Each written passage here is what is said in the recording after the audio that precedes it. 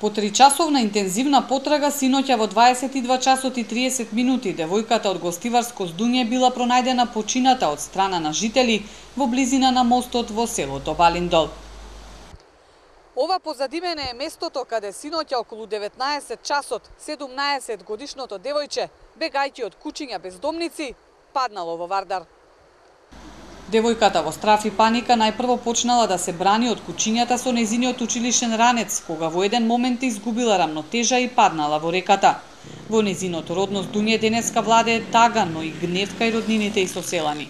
Одговорност, велат, мора да има за утре да не се случи и некој друг да настрада од бутниците куќиња скитници кои шетаат низ гостиварските улици.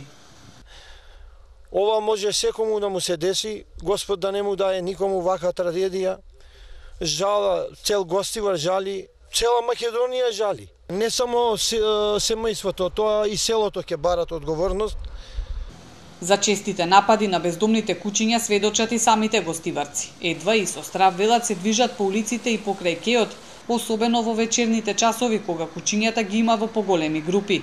Бараат одговорност од локалните власти. Пред една недела, ја и еден друг со мене идеме од град, го спасиме 15 години дете. 30 куќија се пуштија по него. За метар се спаси. Жалосно, сочувствувам со родителите, ама тука кај трафостаницата стално има многу куќиња. А многу ги има. Ете сега кога поминуваа тука лежеа до ветри.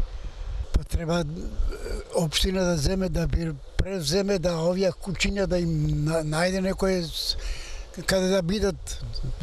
Сите луѓе се опасни се куќињата и мене еден ден ме нападна едно.